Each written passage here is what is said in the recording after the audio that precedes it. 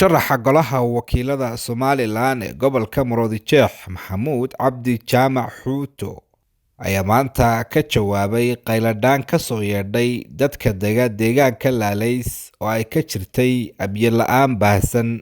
Musharax Xuuto oo ka jawaabaya qayladhaantaas ayaa deegaanka gaarsiiyay ku dhawaad 12 booyadood oo biyo ah, waxaana uu si habsami leh u gaarsiiyay dadkii halkaasi ku dhaqnaa. halkan aanu joognaa waxa weeye deegaanka Laalayska gaar ahaan deegaanka Caabudla oo ay wadadu marto. waxaan halkan ku soo bandhigaynaa 12 booyadood oo aan u dhaaminay dadka jiidan ballaaran ilaa Dhaboolaq ilaa iyo Laalayska ilaa iyo abaarsa dusheeda degan. maaha markii koowaad muddadii ugu dambeysay 5 sano ugu dambeeyay anigu shakhsi ahaan waxaan ka waday biyadhaan deegaamadan maadaama deegaanka ka soo jeeda duruuf ka duwan duruufaha deegaanada kale runtii uu leeyahay oo moodo in deegaanka la ilaawo oo wax badan oo loo qabtay aanay jirin.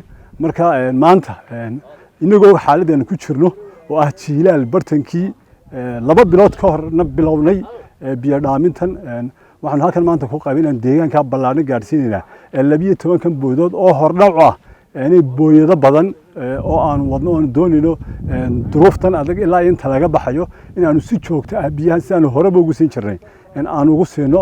dhanka kale musharax Xuuto ayaa dayactir ku sameeyay waddo ay maraan gawaadhida biyaha u sida deegaanka Laalays. gawaadhidan oo iyagu dhib badan kala kulmi jiray wadadan.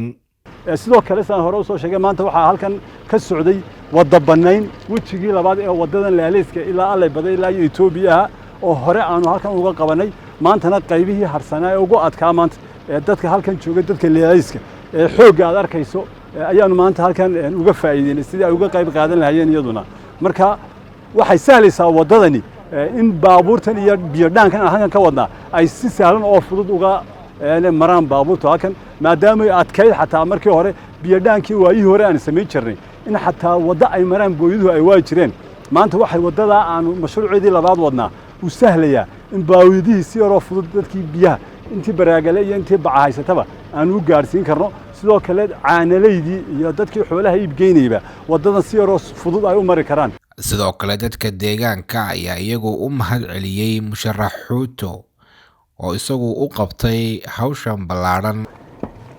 waxaa halkan aanu uga mahadnaqaynaa ururka xusbiga wadani ee Xuuto uu wato sababtoo ah biyo iyo baadba wixii karaamkiisa ahaa uu nala du joogaa uu nala garab taagan yahay.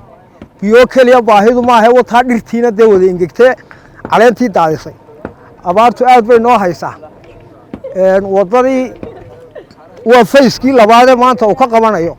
waxaanu ugu mahadnaqaynaa xildhibaan Xuuto oo ka socda ka sharaxan xisbiga wadani oo deegaankan si weyn ugu hagar baxay guud ahaan ilaa isku xidhka deegaanka si guud u matali kara.